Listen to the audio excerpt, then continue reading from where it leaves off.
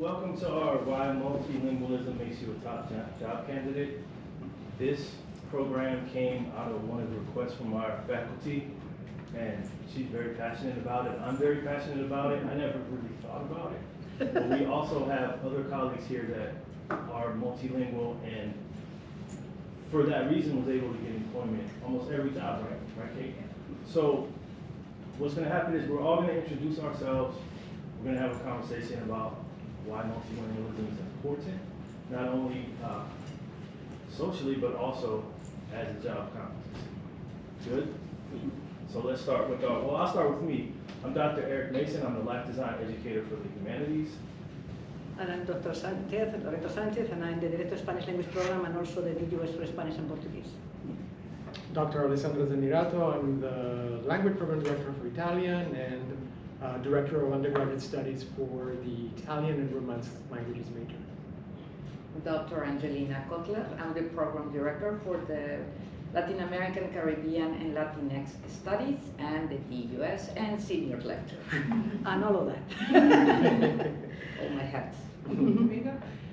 Hello everyone, I'm Dr. Stacey Mitchell, Assistant Director of Life Design for Students with International Perspectives, former teaching assistant professor of Spanish, and advocate for multilingualism in general and as a career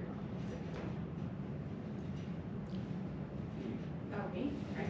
Hi everyone, my name is Kate Barrett and I'm a life design educator here for the students who are majoring in social sciences. I'm also bilingual in French, and I use that in like every single job I've ever had. I have to go to grad school for free because of it. I'm also deeply passionate about multilingualism and its benefits just for your own self and for your career trajectory. Hello everyone, my name is Ali Linares. I am the Employer Outreach and Project Specialist at the Life Design Lab. I speak both Spanish and English. I grew up in a first-generation household, so a lot of my experiences with Spanish has been learning how to type and learn how to. So I'm really grateful for the opportunities that's opened over the years, working in radio and other communications outlets. So I was able to leverage that. So I'm really excited to be here and hear all of your insights. Okay, well, look like we have more people than students. Okay. Go ahead. Yeah, is there anything you want to share until we start with questions? But mainly my let's say, idea of having this sort of panel is that to make them realize, the students, that it is too late to finish your studies at Hopkins and come as a senior to me to tell me, now I realize that I need Spanish for this job or the other. So yes, you can learn a language at any point of your life and any stage and everything, but the time is now, when it's part of your studies and you are already making an effort. It's really frustrating, to be honest, because we repeat this need, especially not only in Spanish, any language. We repeat this need constantly. We tell the students how important it's going to be when you finish to be able to operate in another language, to be able to operate in a language that is no longer a foreign language in this country, that is an additional language, is critical. I see in some kind of way, my personal experience is that I don't see the student body realizing how much they need it until it's too late. In the next 15 years, 20 years, this country is not going to look like it looks right now. You are gonna have probably an increase. If we are already the first minority, in 15 or 20 years, you are going to be listening in Spanish everywhere you go. If you are not going to be able to interact in a hospital, if you are not be able to interact in a business, if you are not going to be able to interact in the school, doesn't matter what your career is going to be, you are going to be losing, opportunities. Just as an example, my son is finishing finances, and several of the jobs that are over there, the first requirement is bilingual. They are not telling you even what bilingual or what language. They are already saying only bilingual. Okay. I have my classes full of students that want to become doctors. I imagine yours too. I can see the ones that are more prepared already have their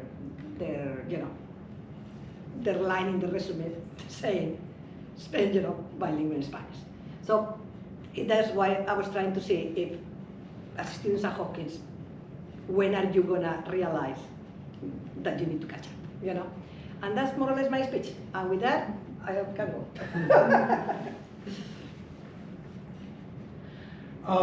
I just want to, add to what Dr. Sánchez has said, and of course, speaking a foreign language is going to give you a competitive edge over people who don't speak a foreign language. I think I'm speaking to the choir here because I'm recognizing some of the faces here, so you're already, most of you are studying already a foreign language. Spanish, of course, is critical, but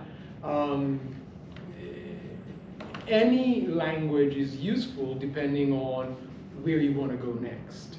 I teach a language that is not very quote-unquote useful in the United States anymore. I teach Italian, and yet I have people who have a keen interest in, for example, international studies with a focus on the European Union, and there you go. Italy is one of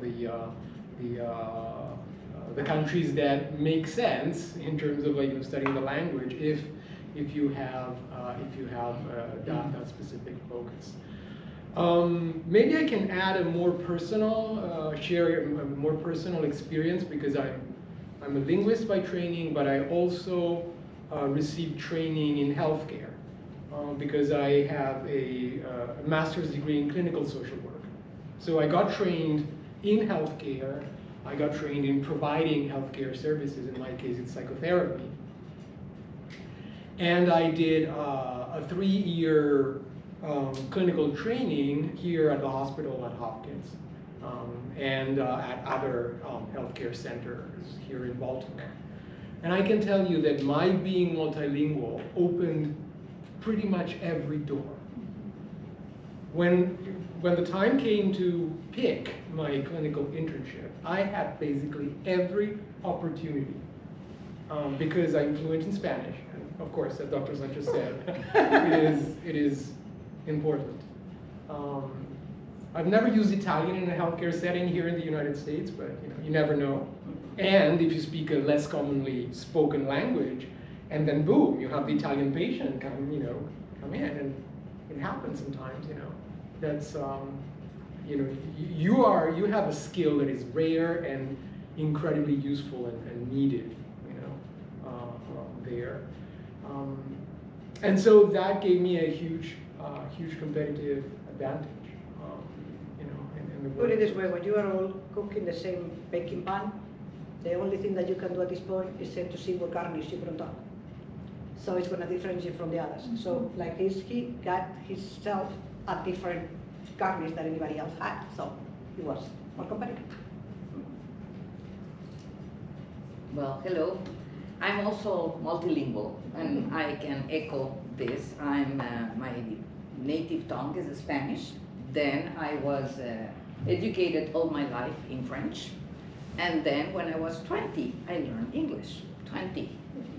And then I studied Italian and 3 years of Turkish.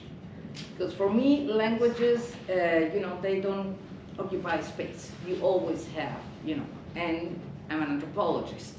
So for me, language is a way to meet other people, meet other cultures. And also, I echo what they're saying, that in the workforce, right now, being at least bilingual is mandatory. In fact, I have to quote somebody from the State Department Office of Education recently saying, monolingualism is the illiteracy of the 21st century.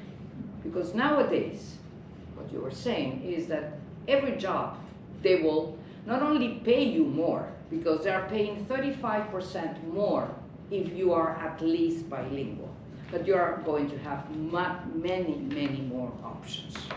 In the case of Spanish, 15% of the US population right now speaks Spanish at home, 15.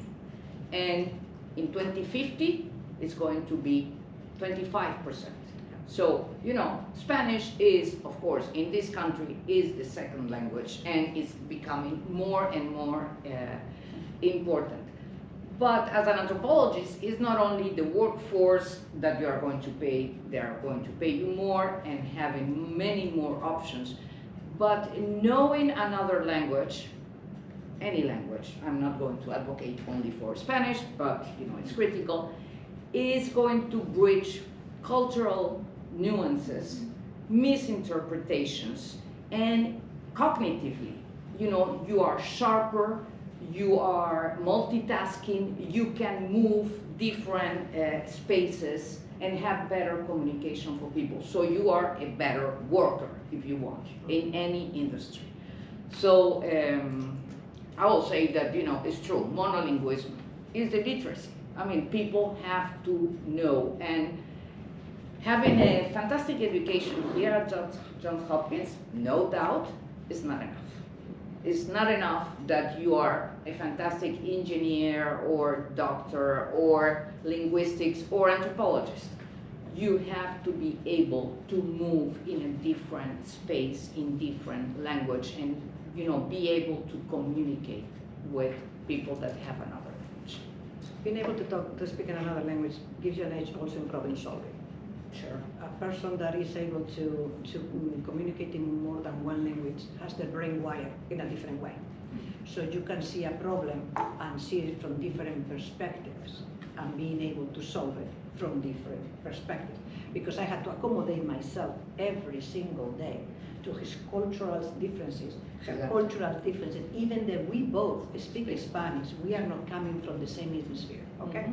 So we have to constantly reviewing and adapting and changing, and this is faster for you in the way that you operate later outside.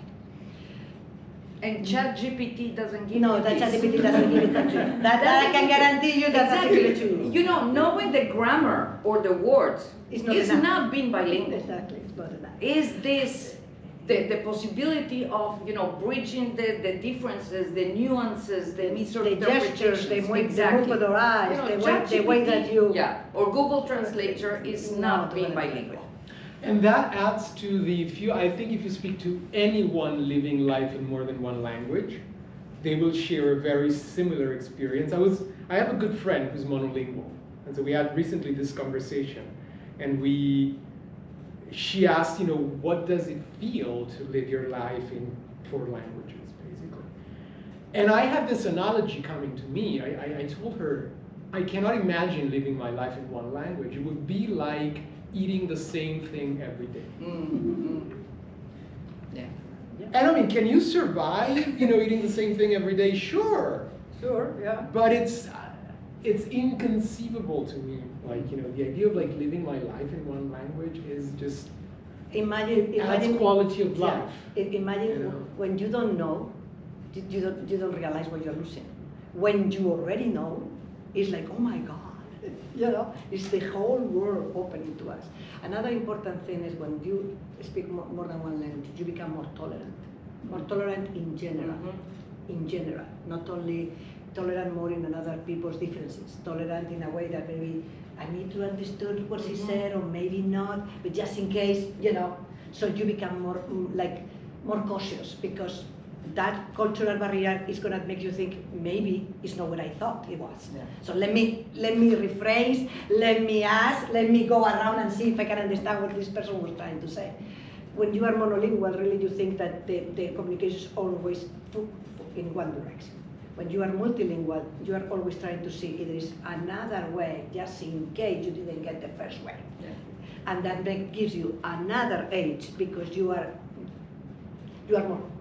create more questions. And your brain is constantly critical thinking, constantly, because you have to question more. I mean, for you, the audience, of course, you are students, you are going to face the labor market, and it's... We are already the labor. Yeah.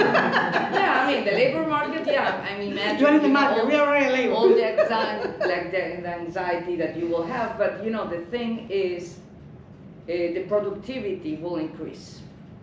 The communication, of course, improve. Businesses look for diverse work labor too, and that means that you have a more globalized work labor. So this is all, the advantages of having another language, because it's not only the multitasking, the empathy, the tolerance, the productivity, earning more money, but it's also that companies will look for you, because every company in every industry nowadays is you have to be diverse. So that means that you need, population that are different countries, different languages. So this is something that isn't something much more better for you guys that are entering into the labor force. And especially if you are in health, if you are industry, engineering, tourism, service, name it. Nowadays you need to have another language. And of course, yeah, if it's in this country, Spanish is the language. But if you are thinking about going, global, of course, there are other languages that, more than Spanish, not necessarily Italian, but I will think, Chinese, Indian, Korean. I mean, depends on, which industry. That's a little bit what she's saying is that imagine that when you speak more than one language, any of the ones that saying, you become more, in the workplace you become more adaptable. You are going to be able to adapt yourself to the different and difficult situations, because your brain is being already trained to adapt every time that you don't understand something, trying to figure out what they're trying to say. So, and it's also a workforce with more empathy. When you see someone struggle, you can think always in your own struggles. When you are trying to learn the other language, when you didn't understand, when you couldn't get the communication through, when people were looking at you and you're not getting it, So that workforce has more empathy, and a workforce with more, nice people is always better, no? So it's not like being able to speak another language is going to solve all the problems of the world, because our problems are very big. But I really believe that I am in a multiracial, multilingual family, and I think has made me a better person. It's a little bit that offers more, no? Offers more when you are, more diverse, as I was talking about. I mean, one problem I think that what has happened here in the United States is that there is no encouragement for people to speak another language. In fact, families that have native language, Spanish or Italian or Chinese, sometimes parents forbid kids to speak their language because they're afraid of the accent. And this is the topic, and I'm sure that you have found, kids that are Latino students and now realize when they're 20s that they want to learn Spanish because at home they couldn't. And it's because there is this idea that you lose your identity if you don't speak your only one language. And this is a myth. I mean, we as humans, and this is my anthropology hats, we have many identities. And there is no problem on being very American and patriot and whatever, and also know another language. I think that this has changing, and nowadays, young population especially are like embracing the idea of there is no problem. You can be as American as your apple pie and learn another language. And this is very unique of the United States. I mean, imagine in Europe, in which you have countries in which if you are Sweden, excuse me, nobody will speak Swedish.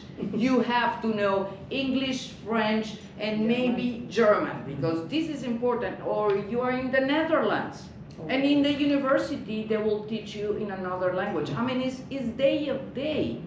This is the United States, that the idea that you have to speak American, by the way, which is like another issue. It was the years of the English only. Yeah, the English only. I mean, I hope that we are moving past this idea and really embrace that, languages are nothing bad. In fact, it gives you more and more benefits. And not only are they not bad, they're very good for you. Even like I was reading coming here, there is a wonderful meta-study that was published in 2021 looking at the neuroprotective factor that language learning is.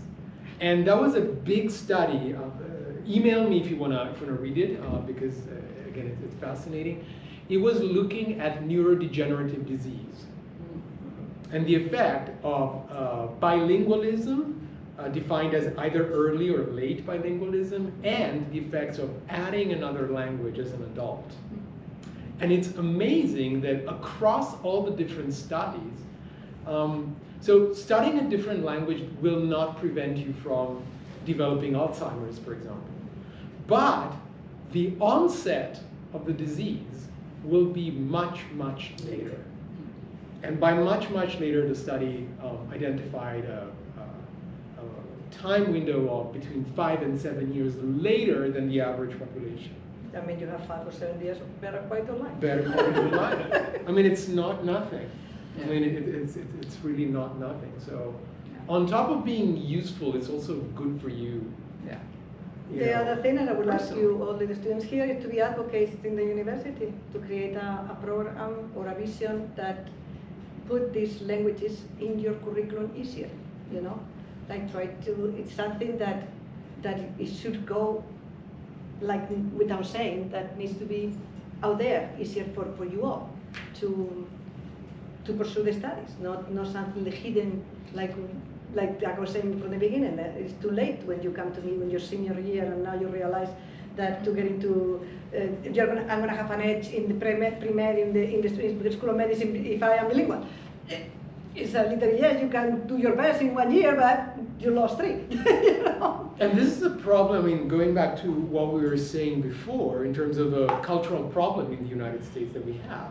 I think there is a big cultural problem here that we don't have in Europe. We don't have pretty much, I would say, pretty much anywhere else in the world. You know? Yeah.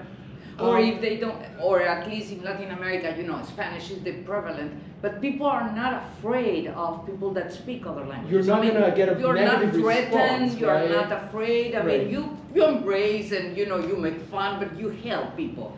Here I see, and I think that all of us, when we came here, we were afraid of speaking because it's like, okay, you know, and you know, people can look at you, you know, it's like, and you have to try. There is no, yeah. And It's here's the the- point, I it's mean, the what I English was only saying is mentality. that, I'm sorry. No, the English only mentality that is Mhm. is pretty much around, and I say that sometimes people get uncomfortable when they hear another language in the Yeah. supermarket or in the, Yeah.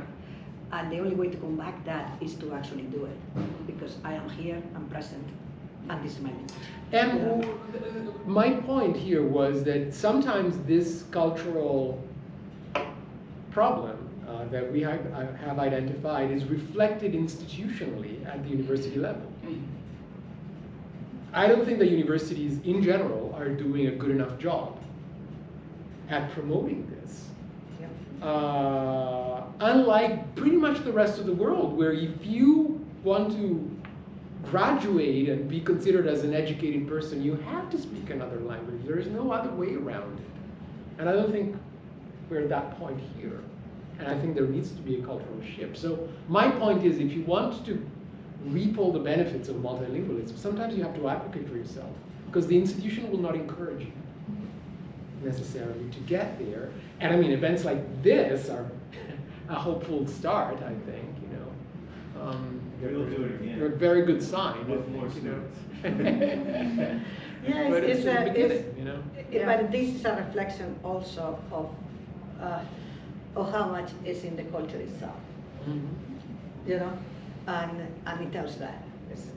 Yeah. Questions? This is also, or maybe just an addition, I don't know. This is also making me think about things like advocating for experiences like study abroad, Mhm. right? And maybe not only an intercession, but a whole semester or a whole Yeah. academic year, right? Which students are often faced as like a challenge or a boundary to the, you know, their primary studies, Yeah. right? And we know that immersion and living in a space for an extended period of time is the best way to learn a language.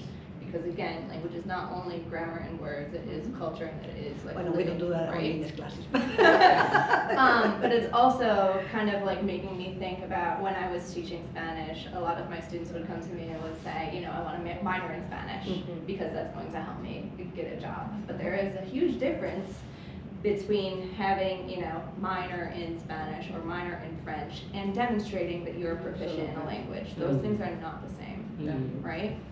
So that too, it's right, the depth. Yeah, but you know what? There are ways of immerse yourself, and not necessarily if you cannot afford or spend 1 year. I'm sorry, but here in Baltimore, you have a huge population, Latino population, that there are festivals, there are parties, there are stores, there is movies. If you want to learn, there are people, and you can be actively participant, and we have resources in this university, and otherwise you can come to our offices and we can give you, you know, an anecdote. But in second way, I agree with her. The way that study abroad is actually spread the word, I think it should be much more help. Right, there's lots of opportunities. Yes, of course, but you know, after you go to study abroad and you come back, it's like, okay, and then keep doing it. Keep practicing. Right, to yes. continue. Yep. I was going to add on to that too, because I think there's opportunity now that like I didn't have growing up, like with podcasts and things that you can listen to, like listening to the news, being able to read the news in another language. Like you have to, you know, students, this is mostly for you, but you know, you're doing work outside of the classroom all the time, and this would be another thing to help. Like you were talking about, like having a minor in Spanish or even sometimes a major, and you can't actually like speak, and so making sure you're committed to finding other ways, be it through resources like faculty or around the city or on campus, or outside of that, like podcasts, movies. I used to like watch movies that I knew by heart, but I would put them in French and subtitle them in French just to make sure, and sometimes they didn't match, and I'd be like, oh my god, they're not matching. Like, you know, it's like there's about your brain like working overtime. I'm like reading, listening, and I'm like, but I knew the English behind it, so I could like get the slang and all the things that, you know, you don't catch, and it doesn't help you with necessarily speaking, but the comprehension's part of it, all of that's part of it, and then of course getting opportunities to speak is invaluable, and not being scared. I used to be really scared. An experience in study abroad is something invaluable. Yeah. If you can do a whole semester, at least a month. Yeah.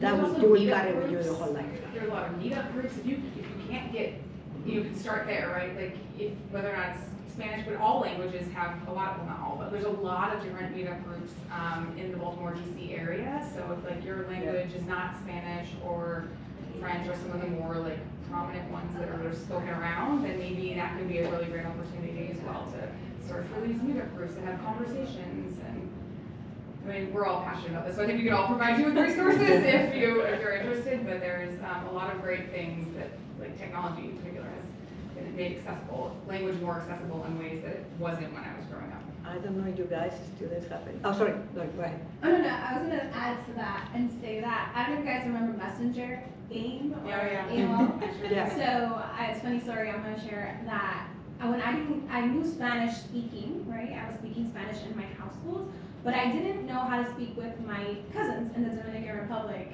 like actually like, you know, have like a conversation over Messenger with them. And one of the things that I challenged myself was like, can you talk to me in Spanish, like writing? And it was so weird because I remember just typing little words. Like I knew how they sounded, and then I was like, can you please correct me if I'm wrong? And they were really good. My aunts are teachers too, so I was being corrected every time, and my uncles and everything. But one way you can try to is like, I know pen paling, I know someone used to write letters, but I think another cool way is like find someone who was in another country with a language that you want to learn, and kind of having conversation over technology, which is really, really mindful. Like you're looking at what you're writing, and also like finding ways to find that resource that's like, oh, am I saying that right or not? Like, you know, but having a conversation with someone who knows the language can help you kind of stimulate that skill set. So I don't know, it's something that Definitely. And then what happens usually when you live your life in more than one language is that you move away from the idea I have to quote unquote practice for the sake of practicing. You're just like in normal day-to-day life, you're doing different things in different languages. So maybe you have a friend who speaks a different language, and so with that friend you speak it, you know, in French or whatever, you know. And then, you know, you get the news, and you don't go to, you know, only CNN anymore or whatever, you know, like site you used to get your news. You have 3 different options in 3 different languages, you know. And so that's what I do. I have my coffee in the morning, and I go to Le Monde, and then I go to El País, and then I read my Italian newspaper, and finally I go to the the Wall Street Journal, you know. And you can learn another language. Doing, you know. And you can learn another language by a hobby. I mean, for example, in my case, I studied Turkish through cooking. Wow. Because I love to cook. Cooking is my passion. I should have been a chef instead of an anthropologist, but anyway, you know, there is like a relationship. It's a relationship between that. Not that I'm a good chef, but I say that I like to cook. And I have this very good friend who is Turkish. And she was telling me, I mean, you know, it's like she had problems in English. And of course, you know, Turkish, English, and Spanish, they're very different languages, you know. And this is a way that I start cooking and learning the vegetables and the fruits in Turkish. And then I got excited. I was like, okay, then I want to say I want to buy potatoes. And I start like building. So I never really, until 1 year after I was playing around, I decided, okay, I'm taking a real class. But for 1 year I was like, you know, it's like Tarzan Turkish, you know, like that. But this is also a fun way, if it's something that, you know, you are interested. I mean, why not? I know people